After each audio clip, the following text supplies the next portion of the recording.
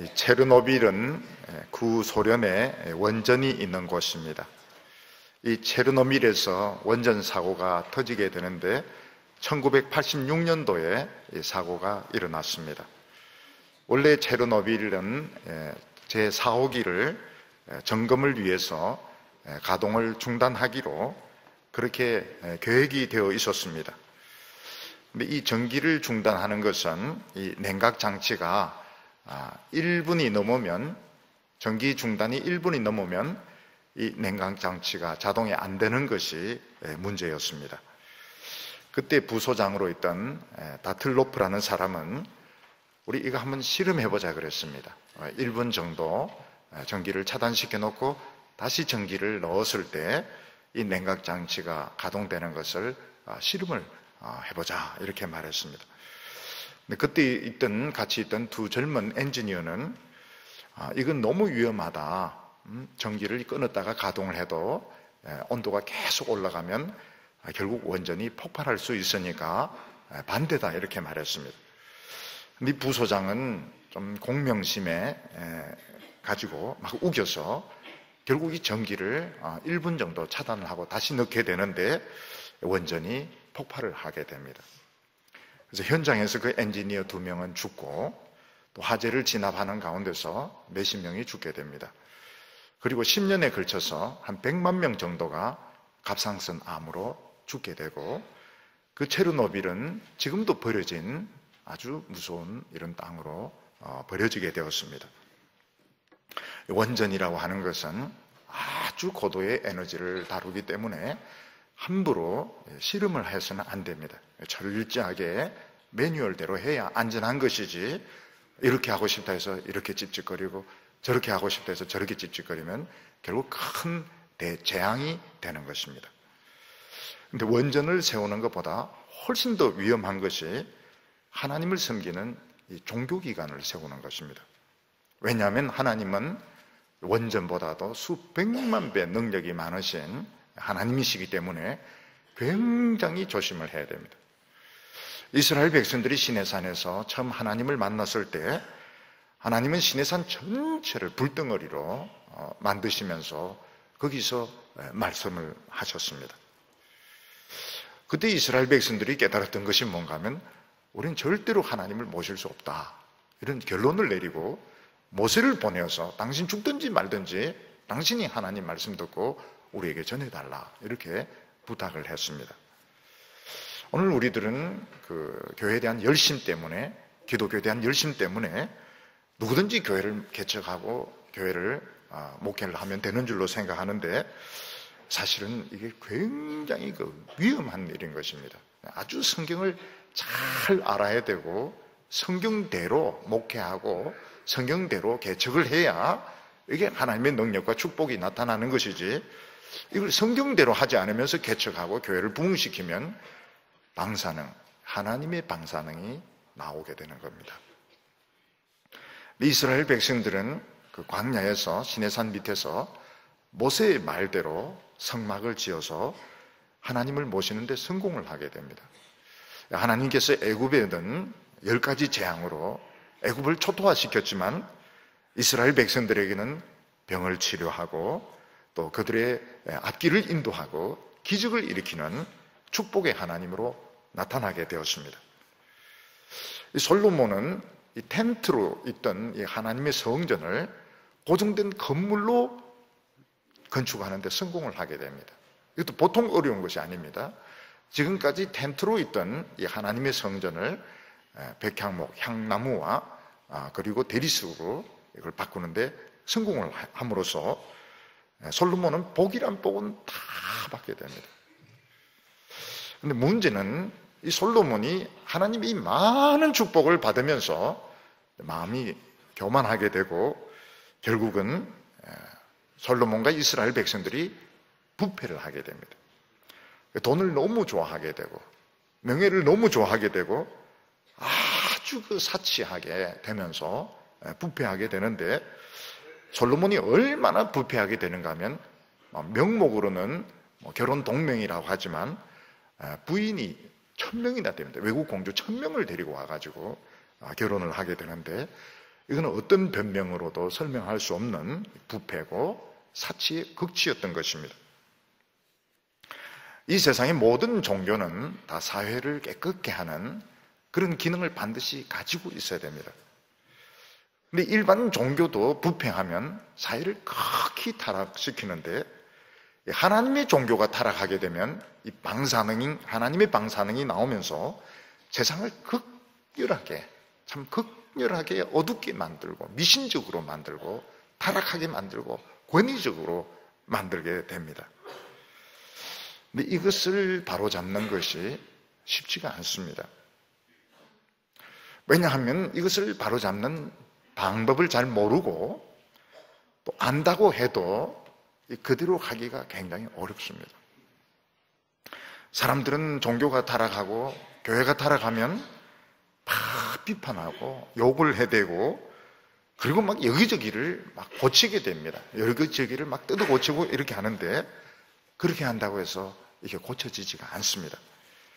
왜냐하면 이 하나님의 교회, 이 하나님의 종교는 굉장히 복잡하고 어렵습니다. 그래서 막 욕하고 비판하고 MT가 되고 여기저기 막 뜯어 고친다고 해서 되지 않고 오히려 더 급격하게 악화가 되게 됩니다. 근데 이걸 고치는 방법은 딱 하나밖에 없습니다. 누군가가 성경을 잘 알고 성경대로 설교하고 성경대로 목회를 할 때 처음에는 안 될 것 같아요. 이래가 되겠나 싶은데 사실은 이 방사능이 확 줄어들면서 교회가 뜨거워지고 순수해지고 부흥이 일어나면서 하나님의 이런 역사가 나타나는 것을 보게 됩니다. 근데 그걸 모르고 강렬하게 비판하고 여기저기 막 뜯어고치고 특히 인위적으로 개혁을 해버렸을 때 더 급격하게 교회나 사회가 부패하게 되는데, 그것을 잘 보여주는 것이 오늘 읽은 이 성경에 나오는 여로보암 왕입니다. 여로보암 왕은 하나님의 종교 이스라엘을 개혁해야 된다. 그래서 인간적으로 성경과 정반대로 개혁을 했다가 영원히 이스라엘을 망하게 만드는 그런 일을 하게 되는 것입니다. 오늘 첫 번째로 이 하나님의 역사에 주인공이 되려면 어떻게 해야 될까 하는 것입니다. 영화나 이 텔레비전 드라마에서 주인공이 되는 것이 굉장히 중요합니다. 배우나 탤런트는 누구든지 다 주역을 맡고 싶어 합니다. 왜냐하면 주인공이 되면 인기도 올라가고 돈도 많이 받고 유명해지기 때문에 다 주인공이 되고 싶은 것입니다. 근데 주인공으로 성공하려고 하면 그 감독이 원하는 그 역할을 잘 연기를 해내야 되고, 또 시청자들의 관심, 또 일반인들의 관심, 인기를 끌어야지 성공을 할 수 있는 것입니다. 근데 배우 중에서는 처음부터 주연으로 뽑힌 사람들도 있지만 사실 그런 사람들은 좀 적고, 처음엔 다 조연이었고 별 볼 일 없는 사람들이었는데 주연이 하도 못하니까 어느 순간 감독이 눈에 딱 떠여가지고 너 이거 한번 해봐. 그래서 잘해서 주연이 된 사람들이 많이 있습니다. 별 볼 일 없는 이 무명의 배우에게 이 감독이 주연의 기회를 주면 어떻게 해야 됩니까? 그때는 주저할 필요가 없고 망설일 필요가 없고 자기에게 가지고 있는 그 재능, 탤런트를 완전히 그걸 발휘해서 그 기회를 최대한으로 살려야 됩니다. 그러면은 감독의 마음에도 들고 일반 시청자들의 마음에 들어서 그 뒤에 계속 주연을 맡아서 성공을 하게 되는 것입니다.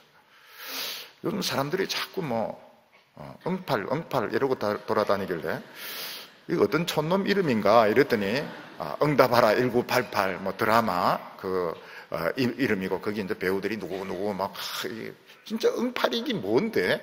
근데 한번 뜨니까 사람들에게 관심을 가지게, 어떤 사람은 끝나니까 뭐 보고 사나 이럴 정도로 그렇게 인기를 끌었다는 것입니다. 마찬가지로 하나님께서도 별 볼 일 없는 사람들에게 주연급의 일을 한번 시험 삼아 맡길 때가 있습니다. 그때 이 사람이 이 기회를 놓치지 않고 완벽하게 철저하게 하나님의 뜻대로 그 일을 감당을 해버렸을 때 바로 그 사람은 하나님 나라의 주인공으로 발탁이 되어서 아주 유명한 사람, 아주 훌륭한 사람으로 나타나게 됩니다. 그 사람 중에서 이 다윗이라는 사람이 있습니다. 다윗은 정말 별 볼 일 없는 사람이었고 인물도 시원찮고 집안도 시원찮고 내놓을 것이 아무것도 없는 사람이었습니다. 그런데 아버지 심부름 한다고 형을 만나러 갔다가 그 골리앗이란 그 블레셋 장수가 하나님을 저주하고 이스라엘 백성들 저주하는 것을 보고 덤벼들게 됩니다. 그때 이스라엘 왕도 말리고 형들은 못마땅해서 죽으려고 그러고 전부 안 된다고 하는데 그때 이제 뛰어들어가서 골리앗을 너는 칼과 창과 단창으로 나오지만 나는 만군의 여호와의 이름으로 나가더라 딱 해가지고 골리앗을 끄끄뜨리고 단번에 역사의 주인공으로 딱 나타나게 되는 겁니다. 근데 거의 대부분의 사람들은 하나님께서 그런 기회를 딱 주시면 그걸 못 살립니다. 못 살리고 막 우왕좌왕하고 사람들이 눈치나 보고 불만하고 불평하고 이러다가 기회를 딱 놓쳐버립니다. 그러면 영원히 별 볼 일 없는 사람으로 남게 되는 것입니다. 그래서 우리가 이 성공하는 방법도 이 비결이 있습니다. 그게 뭔가 하면 하나님의 한씩 찬스를 주세요. 별 볼 일 없는 참 사람인데 하도 주연들이 못하니까 너 이거 한번 해봐라. 그때 그 기회를 딱 살리는 겁니다. 기회를 놓쳐버리면 안 돼요. 어떤 사람은 기회가 한 번 오고 두 번 오고 이러는데도 세 번 오고 그런데 놓치는 사람들이 있어요. 기회가 없어도 만들어내야 될 판인데 주는데도 못 살리면 그거는 곤란한 겁니다. 찬스 딱 오면 그건 딱 살려내야 되는 겁니다. 그리고 찬스가 주어졌을 때 어떻게 해야 되는가? 사람 눈치 보고 인기 보고 이렇게 하면 안 됩니다. 그냥 미친 척하고 하나님의 말씀대로 성경대로 막 모든 걸 다 해버리는 것입니다. 그러면 처음에는 도저히 붙어 있을 것 같지가 않습니다. 욕하는 사람들도 많고 반대하는 사람들도 많고 이런데 능력이 나타납니다. 능력이 나타나고 기적이 일어나고 사람들도 막 좋아하게 되고 이러면서 역사상 큰 인물로 이 사람이 만들어지게 되는 것입니다. 근데 오늘 이 성경 본문을 보면 하나님이 찬스를 주시는데 정반대로 가는 사람이 있습니다. 그러니까 성경을 가지고 그냥 붙어버려야 되는데 완전히 성경과 정반대 되는 쪽으로 인본적으로 가가지고 역사상 두고 저주받는 그 사람이 있는데 오늘 본문에 나오는 여로보암입니다.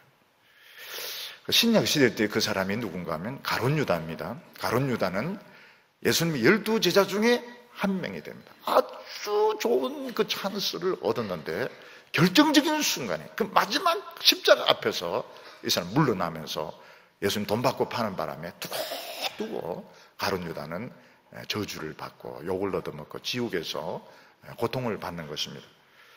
신약 시대 때 가룟 유다가 그런 사람이라면 구약 시대 때는 여로보암이 그런 사람이었습니다. 하나님이 찬스를 주셨는데 이때 그냥 미친 척하고 말씀대로 나가면 욕도 하고 반대도 하고 이러지만 큰 인물이 될 수가 있었습니다. 근데 정반대로 가버립니다. 여로보암은 정말 별 볼 일 없는 사람이었습니다. 여로보암은 뭐 하는 사람이면 공사판 감독이었습니다. 또 오늘 공사판 감독하다 교회 나왔는데 또 목사님이 감독 시원찮다. 감독도 얼마나 어려운데 맞아요. 감독도 굉장히 어렵지만은 여로보암은 시원찮은 감독이었던 겁니다. 그리고 이 솔로몬을 하도 비판 많이 하고 이래가 찍혀가지고 솔로몬이 잡아 죽이려고 하니까 애굽으로 도망을 쳤던 사람입니다. 근데 솔로몬이 이제 변질이 되게 됩니다. 솔로몬이 너무 못해요. 그러니까 하나님께서 이 솔로몬이 외국 공주들 막 1000명씩 될 거고 우상숭배하고 이러니까 나라에 12분의 10을 떼가지고 여로보암에게 줘버립니다. 그때 여로보암이 좋다. 나는 원래 공사판 감독이었고 난 도망자였다.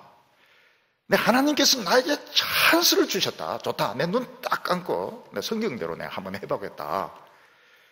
그러면 이 여로보암은 또 다윗 같은 인물이 될 수 있습니다. 굉장히 훌륭한 인물이 될 수 있고, 또 유다도 유다 나름대로 정신을 차립니다. 아니, 이스라엘이 저렇게 말씀대로 하는데 우리 유다가 이리 주저앉아 있으면 안 된다. 그래서 이스라엘 두 개 나라가 참 부흥이 되고 성공이 될 수 있었습니다. 근데 여로보암이 공사판 감동으로 있을 때는 그렇게 솔로몬을 비판하고 반대하고 이러다가 막상 자기가 왕이 딱 되고 보니까 하나님 말씀대로 할 자신이 없었습니다. 하나님 말씀대로 하려 하니까 사람들이 인기가 폭락할 것 같고 사람들이 다시 다윗의 집안으로 돌아갈 것 같으니까 이 사람이 계획을 합니다. 이스라엘이 부패하고 썩었기 때문에 계획을 합니다. 근데 말씀과 정반대되는 방향으로, 인본주의적인 방향으로 완전히 반대쪽으로 계획을 해버립니다. 그래서 이스라엘 역사상 여로보암은 두고두고 저주를 받고 결국은 이 이스라엘이 망합니다. 멸망시키는 주인공이 되게 되는 것입니다. 오늘 여기 크게 두 번째로 보면 여로보암의 잘못된 계획을 볼 수 있습니다. 서두에서도 말씀을 드렸지만 하나님이 솔로몬을 얼마나 사랑하셨는가 하면 그가 청소년이었을 때 기라슨 같은 형들을 제치고 이스라엘 3대 왕으로 하나님 만들어 주셨습니다. 하나님은 솔로몬을 부를 때 여다디아 이렇게 불렀는데 여다디아는 사랑하는 자 이런 뜻입니다. 하나님은 솔로몬을 참 아끼고 사랑하셨습니다. 솔로몬 왕이 되자 어떻게 했는가 하면 그 많은 일을 제쳐놓고 하나님께 일천번제를 드립니다. 일천번제를 마치고 하나님 묻습니다. 뭘 해줄까? 그때 솔로몬은 돈도 원치 않습니다. 솔로몬은 힘도 원치 않습니다. 솔로몬은 원수 갚는 것도 원치 않습니다. 오직 하나님의 지혜를 달라고 하나님께 기도를 합니다. 이게 하나님 마음에 딱 맞아가지고 하나님은 솔로몬에게 물론 지혜도 주시고 부귀 영화도 주시고 장수도 주시고 모든 좋은 복은 다 내려주셨던 것입니다. 그리고 솔로몬이 또 했던 것이 뭔가 하면 그 아버지 다윗의 뜻을 물려받습니다. 그래서 지금까지 그 텐트로 있던 이 성전을 나무나 벽돌로 된 고정된 건물로 재건축하는데 성공을 하게 됩니다. 그래서 이 새 성전에 하나님의 그 영광이 인재하게 되고 또 솔로몬은 복이란 복은 다 받습니다. 얼마나 솔로몬 왕궁에 금이 많았는가 하면 음식 먹는 그릇은 전부 다 그 금으로 만들었고 방패도 다 금으로 만들었습니다. 은은 너무 많아서 막 버렸습니다. 막 길에 굴러다니는 돌처럼 은은 험했다고 이야기를 하고 있습니다. 솔로몬이 이렇게 성공하고 이렇게 돈을 많이 벌게 되고 부자가 되었을 때 하나님의 말씀을 점점 멀리하고 사치와 방탕에 빠지게 되었습니다. 예루살렘으로 들어오는 엄청난 그 돈들 솔로몬이 다 가집니다. 솔로몬이 전부 다 차지하고 솔로몬이 한번 식사를 할 때 소를 몇 마리 잡느냐? 100마리씩 잡습니다. 소만 100마리 잡습니다. 그리고 그 식사 비용을 이스라엘 12지파 귀족들에게 다 분담을 시켰습니다. 처음에는 괜찮았습니다. 처음에는 야, 왕이 이렇게 참 훌륭하게 먹으니까 참 좋다 이러지만 나중에는 점점 지방 귀족들이 입이 이렇게 나오기 시작했습니다. 그리고 솔로몬은 명목으로는 결혼 동맹을 맺는다 이렇게 하지만 외국 공주들 1000명하고 결혼을 하게 됩니다. 부인이 1000명이면 사실 부인인지 아닌지 모릅니다. 1000명은 이 목회를 할 때 1000명을 목회하는 것이지 결혼 생활을 1000명하고 못합니다. 이게 누군지 잘 몰라요. 예. 그럼 이 공주들이 그냥 옵니까? 그냥 안 옵니다. 자기 나라에 있는 그 우상들 다 끌고 들어오는 거예요. 그리고 솔로몬에게 한번 와줘요. 응? 자기 그 우상 신전에 자기 와줘요. 이러니까 오그르 끌려가가지고 근데 거기서 절을 하고 또 거기서 분향을 하고 이런 짓까지 하게 되었던 것입니다. 하나님이 두 번이나 솔로몬에게 나타나서 안 된다. 이걸 하면 안 된다. 정신 차려야 된다. 근데 솔로몬이 하나님의 말씀을 안 들었습니다. 놀라운 것은 솔로몬이 그 능력의 하나님을 이 성전으로 모셔서 부흥과 축복이 일어나는데 성공했지만 계속 하나님의 말씀을 붙들지 않아서 부패가 오게 됩니다. 솔로몬이 죽고 그 아들이 왕이 되었을 때 이스라엘은 분열이 일어나게 됩니다. 이 이스라엘 백성은 천추의 한입니다. 천추의 한이 르호보암 때 일어나게 되는데 하나님은 12지파 중에서 북쪽에 있는 그 10지파를 떼가지고 공사판 감독이었던 여로보암에게 줘버립니다. 그리고 베냐민 지파와 유다 지파 그리고 레위 사람들 일부가 유다 나라를 지키게 됩니다. 그때 여로보암이 나는 원래 쫓겨났던 사람이다. 나는 별 볼 일 없는 사람이었다. 나는 공사판 감독이었다. 나는 솔로몬에게 찍혔던 사람이었다. 그런데 하나님이 나에게 찬스를, 열지파라는 찬스를 주셨다. 좋다.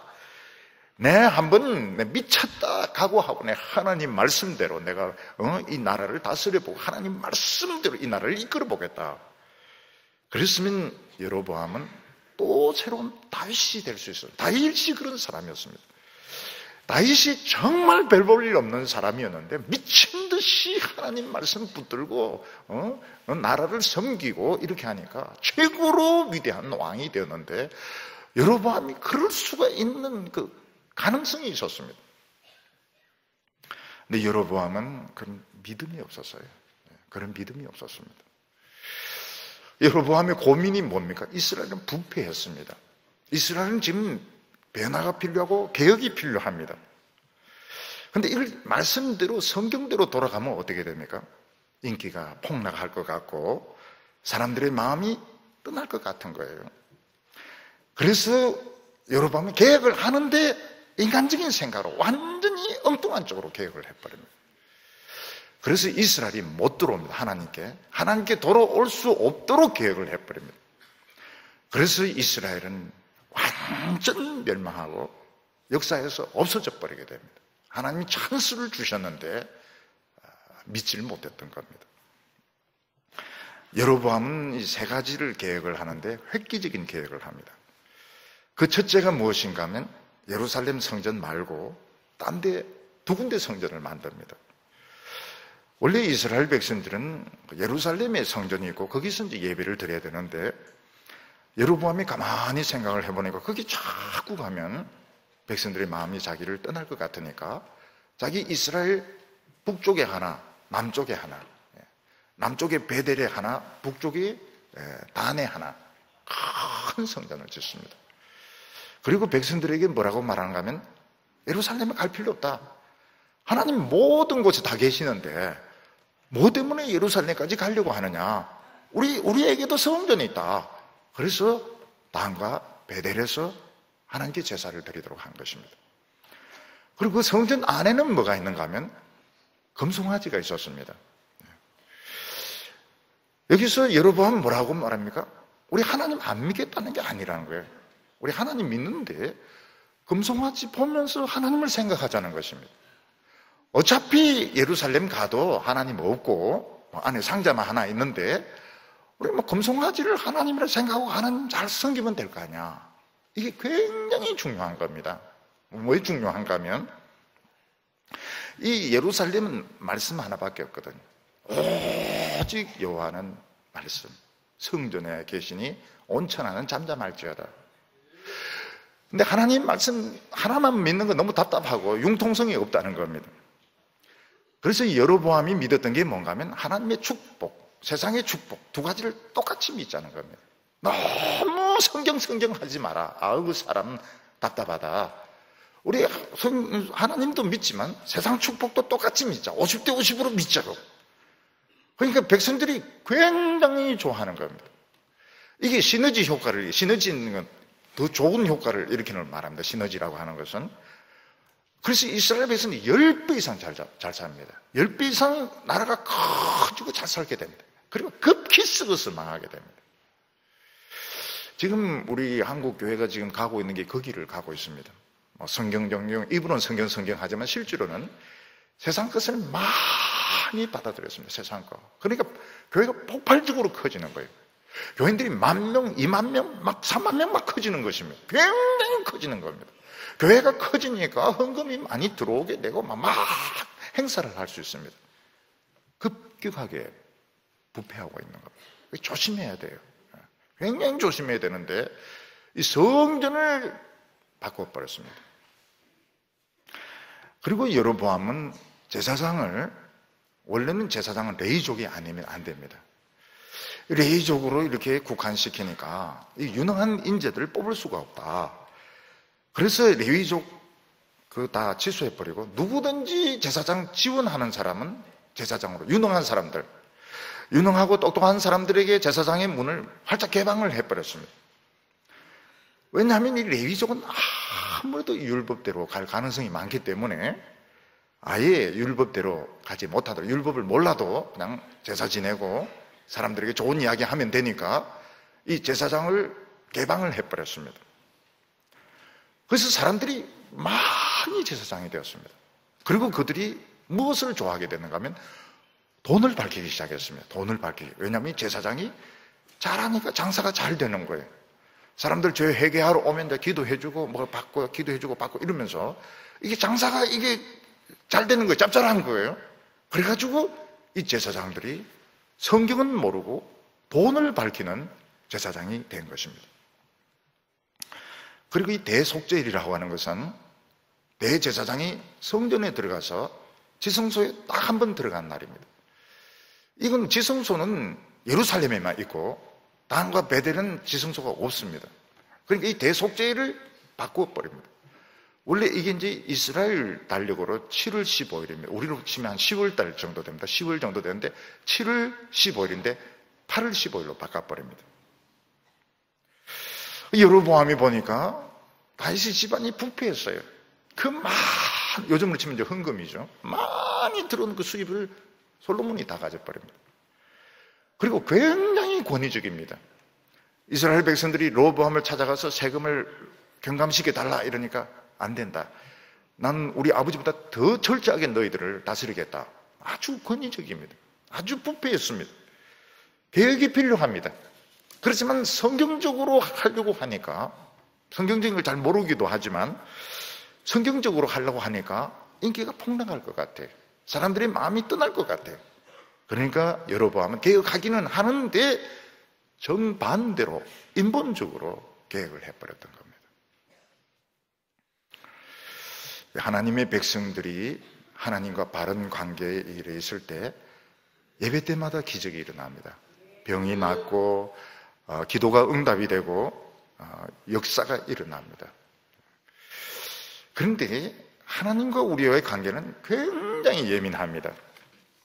거기에 만약에 세상 욕심이 들어오게 되고 세상 사상이 들어오게 되고 이렇게 되면 어떻게 되는가 하면 하나님 관계가 틀어지면서 방사능이 새게 됩니다. 이건 영적인 방사능이 새게 됩니다. 그러면 하나님의 백성이 어떻는가 하면 순수하지가 않아요. 교회가 머리를 더 많이 굴립니다. 더 많이 굴리고 앞에서는 이 말하고 뒤에서는 뒤통수 치고 굉장히 정치적이 되고요. 그리고 종교인들이 돈을 많이 밝혀요. 돈을 밝히고 명예를 그렇게 좋아하고 거짓말을 잘하고 그러면 하나님의 백성들이 침체가 되게 되고 병이 들게 되고 여러 가지로 이 사회적인 문제, 막 자살이라든지 폭동이라든지 그런 정신적인 질환이라든지 이단이라든지 막 일어나게 됩니다. 이게 지금 우리가 지금 보고 있는 현상입니다. 우리 사회적으로 성추행이라든지 자살이라든지 동성애자들이, 동성애가 어디 나옵니까? 동성애가 숨어서 해도 부끄러워 죽을 지경인데 5대 이것들이 기 나와가지고 말이죠. 브레이드를 하려고 그러고 말이죠. 지금 이런 현상이 일어나고 있는 것입니다. 이걸 보고 재정 좀 손대고 예배 절차 좀 손대고 뭐 이름 좀 바꾸고 이런 데서 되지를 않습니다. 오히려 더 부패가 가속하게 됩니다. 이걸 바로 잡으려고 그러면 성경을 명확하게 알아야 됩니다. 성경을 명확하게 알아야 되고 교회를 제대로 알아야 됩니다. 교회를 제대로 알아야 되고 그냥 누가 뭐라고 하든지 간에 확신을 가져야 됩니다. 성경대로 설교하고 성경대로 목회하고 성경대로 기도하고 그러면 어느 순간부터 교인들의 마음이 처음엔 뜨거워지지도 않아요. 좀 미지근해지는데 미지근해지는 게 뜨거워지는 겁니다. 구들장도 처음부터 뜨거워지는 거 어디 있습니까? 미지근해지다가 나중에는 막 절절절절 끈다가 나중에 엉덩이 뒤이고 화상 있고 이러는데 교회도 그래요. 교회도. 근데 사람들이 이제 머리를 막 굴리가 여기 바꾸고 저기 바꾸고 이렇게 하면 더 어려워지게 됩니다. 더 손도 못 대요. 하나님의 백성들은 아무리 세상이 유행하고 유익하고 인기 있다 하더라도 하나님의 말씀이 없는 것은 하면 안 됩니다. 사람들은 종교가 부패하면 변화를 원하고 개혁을 원합니다. 근데 내가 막 고치고 싶다고 해서 그 되는 게 아닙니다. 지금 우리나라는 너무 많이 바꿔버렸어요. 너무 막 제자 훈련을 한다, 열린 예배한다, 너무 많이 바꿔가지고 사실은 수습하기가 어렵습니다. 우리 교회는 어떻습니까? 우리 교회는 그게 손을 안 대. 손을 안 대는 게 왜 그런가 하면 그게 최선의 방법입니다. 그러면서 설교만 성경적으로 이렇게 해도 역사가 일어납니다. 역사 일어나고 부흥이 일어나고 하나님은 무시무시한 분이시고 하나님은 무한한 능력이시고 원자 폭탄 수억만 배 되는 능력을 가지고 에너지를 가지고 있기 때문에 성경대로 해야 됩니다. 성경대로.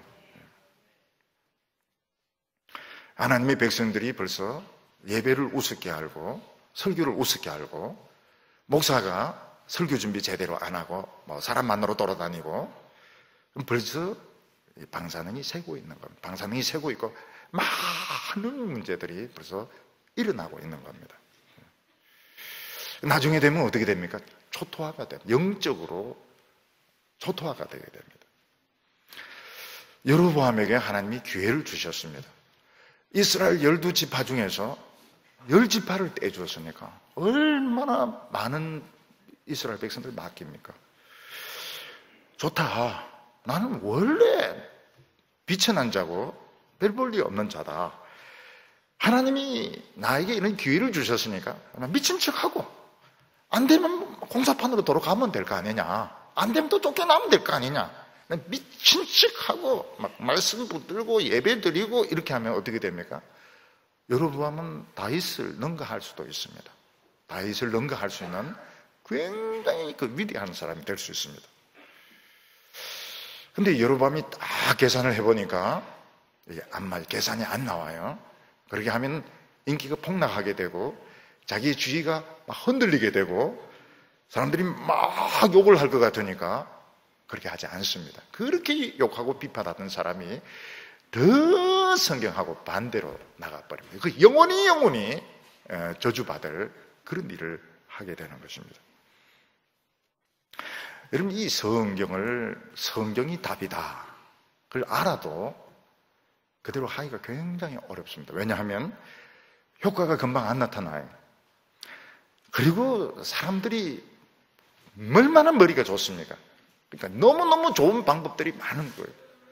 적대적인 사람들이 많이 나타납니다. 그걸 이제 두려워하고 이러면 결국은 안 되는 거예요. 부흥이 못 일어나게 됩니다. 그래서 우리가 하나님의 은혜를 회복하려고 하면 빠른 시일 내에 효과 나타나는 이런 방법 택하면 안 됩니다.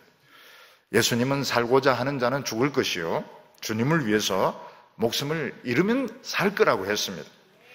그러나 이 세상에서 말씀대로 살면 꼭 죽을 것 같아요. 사람들에게 배척당하고 쫓겨날 것 같습니다. 결사적으로 하나님 말씀 붙들고 버티고 나가면 어떻게 됩니까? 하나님이 축복해 주시고 정말 그 성도들이 위대한 사람으로 만들어지게 되는 것입니다. 오늘 여기 세 번째로 보면 그 젊은 선지자가 와서 여로보암을 책망을 하게 됩니다. 여로보암 왕이 하나님이 찬스를 주셨는데 그걸 인간적으로 완전히 인간적인 계획을 했을 때 유다로부터 한 무명의 선지자가 와서 여로보암을 정면에 대고 책망하고 저주를 하게 됩니다. 오늘 말씀 요 앞에 열왕기상 13장 1절을 보면 보라 그때에 하나님의 사람이 여호와의 말씀으로 인하여 유다에서부터 베델에 이르니 마침 여로보암이 단 곁에 서서 분향하는지라 하나님의 사람이 제단을 향하여 여호와의 말씀으로 외쳐 이르되 제단아 제단아 여호와께서 말씀하시기를 다윗의 집에 요시아라 이름하는 아들을 낳으리니 그가 내 위에 분향하는 산당 제사장을 내 위에 제물로 바칠 것이요 또 사람의 뼈를 내 위에 사르리라 하셨나니라. 하나님의 선지자가 얼마나 대단한가 하면 나라의 그 왕이, 절대적인 권력을 가진 왕이 잘못된 길로 가고 백성을 잘못된 길로 이끌 때 그 면전에서 책망을 하는 겁니다. 사람들이 시험에 떨어지고 병들어서 낙심할 때 가서 위로를 해줍니다. 그렇지만 이단에 빠지려고 한다든지 동성애에 넘어가려고 한다든지 하나님의 말씀에 반대되는 쪽으로 가면 정면으로 부딪혀서 책망을 해야 됩니다. 그게 대결 상담입니다. 대결 상담. 이 한 무명의 선지자가 여로보암을 정면으로 대결해서 그를 책망을 하게 됩니다. 이 선지자는 유다에서부터 베델이 이제 밑에 있는 도시입니다. 거기 있는 성전에서 지금 여로보암이 막 분향을 하고 있습니다. 그때 이 무명의 선지자가 나타나서 제단아 제단아 이러면서 이제 하나님의 그 말씀을 이야기하는데 뭐라고 말하는가 하면 앞으로 다윗의 집에서 요시아라는 왕이 와가지고 이 제단 위에 엉터리 제사를 드린 그 제사장들의 뼈를 다 불태울 거라고 이야기를 합니다. 근데 나중에 요시아라는 왕이 나옵니다. 근데 언제 나오는가 하면 300년 뒤에 나옵니다. 이때는 이미 이스라엘은 망했습니다. 이스라엘은 이미 망했고 성전도 다 무너졌습니다. 근데 요시아가 이곳에 와서 그때 이 잘못된 제사를 드리던 제사장 무덤을 다 파내가지고 뼈를 불태워가 그 위에 뿌립니다. 그러면 다 죽고 나라 망하고 난 뒤에 요시아가 나와서 이 뼈를 불태우는 게 무슨 소용이 있느냐? 아무 소용이 없는 거 아니냐? 소용이 있습니다. 왜냐하면 우리는 이 세상에 살아있는 것만 눈에 보이기 때문에 전부인 줄 알지만 사람은 죽고 난 뒤에 영원한 또 지옥 심판이 있습니다. 이 요시아가 이 거짓된 제사를 드린 그 제사장들, 그때는 자기들도 옳은 줄 알았죠. 이 제사장들의 뼈를 태워가지고 그 뼈 가루를 뿌리는 것은 이 사람들이 지금은 왕이고 제사장이고 높은 관리일지 모르겠지만 영원히 지옥에서 저주받고 있다 하는 것을 보여주는 것입니다. 차라리 그들이 왕이 되지 말았더라면, 차라리 그들이 제사장이 되지 말았더라면, 이런 엉터리 종교를 만들지 않았더라면 이 영원히 그 뼈가 지옥에서 타지 않을 텐데 그들이 세상에서 일시적으로 성공하려고 했기 때문에, 일시적으로 잘 살려고 했기 때문에, 일시적으로 유명해지려고 했기 때문에 오히려 영원히 지옥에서 저주를 받는다 하는 것을 이 젊은 선지자가 이야기를 했던 것입니다. 우리 신약 성경에도 보면 부자 나사로 이야기가 나오는데 부자는 세상에서 잘 살고 거지는 막 추운데 특히 오늘 같은 날 벌벌 떨다가 천국에 갑니다. 그리고 이제 묻습니다. 부자 할래? 거지 나사할래? 다 부자 하려 그래요. 왜냐하면 당연히 이 세상에서 잘 사는 것이 좋으니까요. 근데 이 무명의 선지자는 뭐라? 그게 아니라는 거예요. 그게 아니고 이 세상에서 잘 사는 건 정말 잠깐이고 차라리 이 세상에서 왕이 되고 귀족이 되고 제사장이 되었기 때문에 이들의 뼈는 영원히 지옥에서 불타게 된다. 이거를 예언을 한 겁니다. 이 세상에서 잠깐 호강하려고 하지 마라. 이 세상에서 잠깐 인정받으려고 하지 마라. 영원히 지옥에서 불타게 된다. 이 예언을 한 겁니다. 근데 이 선지자의 말에 능력이 나타나게 됩니다. 무슨 능력이 나타나면 이 제단아 이렇게 했을 때 그 여로보암 왕이 그 분향하던 제단이 쫙 갈라집니다.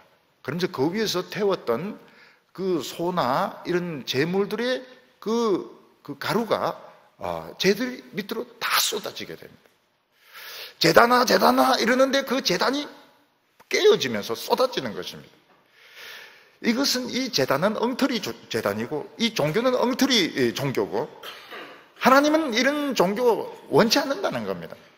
사람들은 새카맣게 모여가지고 정성을 다해서 예배 드린지 모르겠지만 하나님 이런 엉터리 종교를 인정하지 않는다. 그래서 이 재단이 갈라지면서 재가 쏟아지는. 그래서 잘 알아야 됩니다. 잘 알아야 됩니다. 신앙생활을 할 때 잘 알고 신앙생활. 무조건 사람들 몰린다 해서 좋은 게 아닌 겁니다.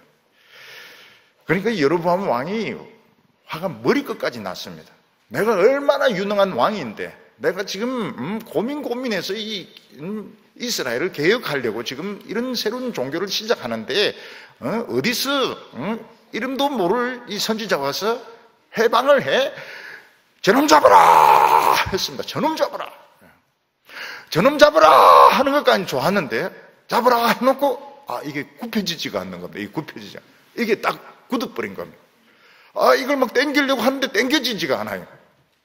잡아라 해놓고 이제 손을 거두어야 잡든지 말든지 하는데 지금 뻣뻣하게 이렇게 돼 있으니까 지금 신하들은 잡아야 되는지 말아야 되는지, 그리고 이 여로보암 막 얼굴이 막 하얗게 돼서 막 굉장히 벌벌 떠는 겁니다. 그래서 여로보암이 큰일 났다. 이래가지고는 도저히 왕노릇 못하겠다. 그래서 이래가지고 그 무명의 선지자를 가가지고 기도 좀 해달라 그럽니다. 기도해주면 이게 치료가 될 수 있으니까. 그래서 젊은 선지자가 기도해주면 이게 탁 굽혀지는 거예요. 팔굽혀펴기가 막 되는 거예요. 아싸! 이게 막 탁 이게 돌아왔어요. 이 여로보암은 진짜 종교를 이제 보게 된 겁니다. 진짜 능력이 나타나는 이 말씀의 역사가 나타나는 종교를 지금 본 겁니다. 그때 여로보암이 다 돌아서 버렸으면 내가 지금까지 계획하고 발표한 거 다 취소다. 하나님이 기뻐하지 않는 거다. 나는 이제 하나님 말씀으로 돌아가겠다. 이 선지자의 이야기를 듣겠다. 한번 설교해 주세요. 이렇게 했더라면 여로보암은 또 한 번 더 기회가 있었습니다. 네, 여로보암은 생각을 합니다. 무슨 생각을 합니까? 그러다면 인기가 폭락합니다. 사람들이 싫어합니다. 왜 왕이 이랬다 저랬다 하는 거야. 그러니까 빨리 돌아오고 난 뒤에는 그냥 그대로 밀어붙입니다. 그래서 여로보암은 하나님께 돌아오지 못합니다. 이 무명의 선지자는 하나님부터 중요한 명령을 받았습니다. 그게 뭔가 하면 이스라엘에 가서 하나님 말씀을 전거할 때 거기서 음식도 먹으면 안 되고 물도 얻어 마시면 안 되고 길도 왔던 길로 오면 안 되고 딴 길로 와야 된다 하는 명령을 받았습니다. 왜냐하면 이 메시지가 너무너무 중요하기 때문에 한 나라가 바른 길로 가느냐 엉터리로 가느냐 결정하는 아주 중요한 메시지이기 때문에 너는 거기서 대접받으면 마음이 약해지니까 대접받을 생각하지 말고 말씀만 전하고 바로 딴 길로 돌아오라고 하나님이 명령을 하셨습니다. 예수님께서도 복음 전하는 자는 일체 다른 거 가지 말고 다른 두벌 옷이나 다른 보따리 같은 거 가지지 말고 그냥 맨몸으로 가서 회개하라 천국이 가까웠느니라 하나님 말씀만 전하고 오라고 말했습니다. 왜냐하면 이 메시지가 너무너무 중요하기 때문에. 근데 선교하러 가는 사람이 막 골프채도 가지고 가고 막 스노우보드도 가지고 가고 막 이런 음향 장비 이런 것도 가가지고 막 듣고 이렇게 하면 사람들이 저 사람은 선교하러 왔나 골프 치러 왔나 이 오해를 하거든요. 그러니까 복음이 너무 긴급하기 때문에 딴 거 가지고 딴 생각하지 말라는 겁니다. 딴 생각하지 말고 오직 하나님의 말씀만 전하고 대접받을 생각하지 말고 딴 길로 오라고 이렇게 말했습니다. 근데 이제 여로보암이 딱 유혹을 합니다. 당신 대단한 사람이네. 딱 명령하니까 제단이 갈라지고 저놈 잡아라. 이게 딱 안 굽혀지니까 야, 너 여기 남으라고. 여기 내가 대접할 테니까 좀 쉬고 여기 남아서 좀 나하고 같이 잘 지내보자고. 근데 이 선지자가 왕의 제안을 거절합니다. 왜냐하면 하나님께서는 이스라엘에서는 먹지도 말고 마시지도 말고 딴 길로 오라고 했기 때문에 나는 그렇게 할 수 없다고. 사실 이 거절이 쉽지 않습니다. 만약 이 선지자가 거기 남으면 어떻게 됩니까? 돈방석에 앉는 겁니다. 완전 돈방석입니다. 그리고 대제사장을 시켜주었을 것입니다. 이 선지자는 왕의 대접보다도 돈방석에 앉는 것보다 메시지, 하나님이 주신 말씀, 메시지가 중요하기 때문에 거절하고 옵니다. 근데 두 번째 유혹에 걸려듭니다. 두 번째 유혹이 뭔가 하면 그 왕이 그 분향하는 그 제사에 참석했던 한 사람이 있는데 늙은 선지자의 아들이었습니다. 이 아들이 빨리 가서 아버지에게 이야기합니다. 아, 오늘 대단하대요.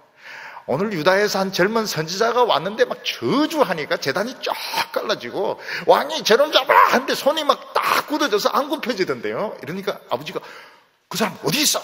그래서 얼른 낙이 타고 이제 따라가는 거다. 따라가서 그 젊은 선지자를 붙들고 우리 집에 와서 식사하고 가라고. 그때 젊은 선지자 안 됩니다. 나는 먹어도 안 되고 마시도 안 되고 그냥 가야 됩니다. 이러니까 이 늙은 선지자 거짓말을 합니다. 무슨 소리를 하냐고. 하나님이 또 말씀을 바꾸셨다는 것입니다. 무슨 말씀을 바꾸셨는가 하면 천사가 내인데 말하기를 꼭 대접해서 보내라고 했다고. 그러니까 이 젊은 선지자가 혹합니다. 천사가 이야기했다. 아, 이 천사면 나보다 더 높구나. 그래서 이 젊은 선지자가 늙은 선지자, 선배 선지자 말을 듣고 와서 음식을 먹고 가다가 사자한테 물려 죽습니다.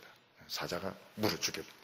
어디 먹지 말아 했는데 어디서 먹으면서 입맛 쩍쩍 다시고 오느냐? 사자가 덤벼들어서 젊은 사자 물어 죽여버립니다. 그러니까 이 젊은 이 선지자가, 여러분 천사가 이야기하고 꿈 이야기해도 이 메시지, 사람의 입에서 나온 메시지가 훨씬 격이 높습니다. 설교가 천사가 한 이야기보다도 설교가 훨씬 격이 높아요. 근데 오늘 사람들이 막 설교할 때는 막 졸고 이러다가 천사가 퍼득거리면 막 천사시여 이러면서 조금이라도 뭐 저를 만져주소서 이러는데 물리 죽습니다. 그렇게 하다가. 이 말씀, 이게 하나님이 한번 말씀하시면 먹지 말아 했으면 안 먹어야지. 왜 이게 바뀌냐, 이게. 바뀌면 안 되는 거예요. 그리고 이 선지자가 선배라면 또 꼼짝을 못해요. 선배라고 하면. 그러면 선지자는 선배 말도 필요가 없어요. 선배 말. 지방에서는 선임자 어른들 말에 꼼짝 못하는 곳도 있습니다. 우리는 안 그렇지만 딴 데 먼 데 가면, 근데 하나님 말씀 앞에는 그것도 필요가 없어요. 하나님의 말씀은, 그 말씀이 영원한 말씀인 것입니다. 이 젊은 선지자가 왕의 그 보물, 왕이 주는 명예, 이거는 거절했지만 선배 선지자, 또 천사가 이야기했다. 여기에 딱 넘어갑니다. 그래서 대접받고 오다가 사자가 물어서 죽이는데 먹지는 않습니다. 왜 안 먹습니까? 말씀에 불순종한 선지자 고기는 맛이 없기 때문에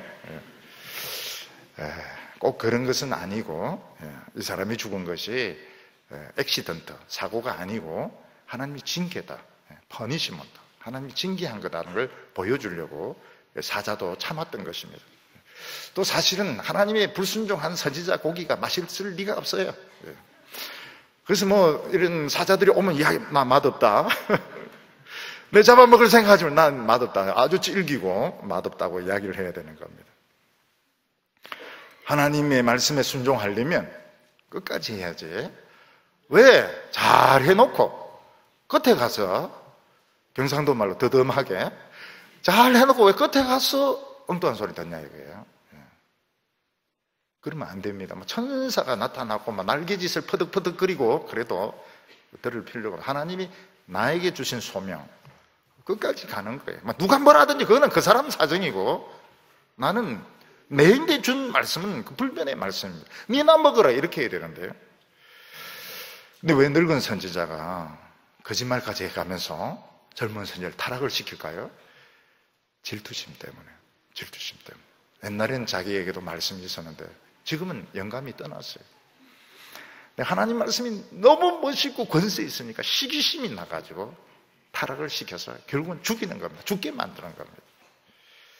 우리가 알아야 될 것이 뭔가 하면, 우리가 이 하나님의 말씀대로 믿고 또 하나님 말씀대로 설교하고 은혜 받는 거 굉장히 멋있는 겁니다. 그렇게 못하는 사람은 시기심이 나요. 타락시키고 싶어요. 예배 못 가게 하고 싶습니다. 예배 못 가게 한 번이라도 막 빠지게 하라고 막 이러는데, 그 빠진 데서 죽는 건 아니지만은 그 들을 필요가 없어요. 정말 우리는 멋있는 신앙을 가지고 있습니다. 지금 우리나라는 방사능이 막 새고 있습니다. 겁도 없이 교회를 많이 세우고 굉장히 크게 만들고, 근데 이 교회를 세우거나 목회하는 것은 쉬운 일이 아닙니다. 성경을 정확하게 알아야 되고 거기에 목숨을 딱 걸어야 사실은 이 교회인들에게 성령의 역사에 임하고 하나님의 말씀이 임하고 축복이 임하는데, 지금 방사능이 지금 새고 있습니다. 많이 뜯어고칩니다. 뜯어고치면 고칠수록 더 악화가 되는 겁니다. 우리가 기왕 예수 믿는 거 끝까지 하나님 말씀을 붙드시기를 바랍니다. 누가 옆에서 뭐라고 해도 다 시기해서 그런 겁니다. 시기해서 그러니까 뭐 먹으라 그러고 천사가 왔다고 이런 소리 해도 듣지 말고 기왕 믿는 거 끝까지 믿어서 하나님의 기적과 축복이 일어나는 교회와 성도들 다 되시기를 바랍니다. 기도드리겠습니다. 거룩하신 하나님 아버지, 소멸하는 불이시며 죄에 대하여 분노하시는 하나님 아버지, 우리의 교만과 무지를 불쌍히 여겨 주시기를 원합니다. 저희들이 은혜 받기 위하여 왔습니다. 축복받기 위해서 왔습니다. 오로지 십자가 붙듭니다. 주여 역사하여 주시옵소서. 오늘 이 예배를 통하여 우리의 마음이 뜨거워지게 하여 주시옵시고, 마음의 병과 육체의 병이 다 낫게 하여 주시고, 우리 성도들의 미래가 열리게 하여 주시옵소서. 다른 사람들이 뭐라고 하든지 간에 흔들리지 않게 하여 주시고 끝까지 하나님의 말씀에 충성되게 하여 주시옵소서. 예수님의 이름으로 기도하옵나이다.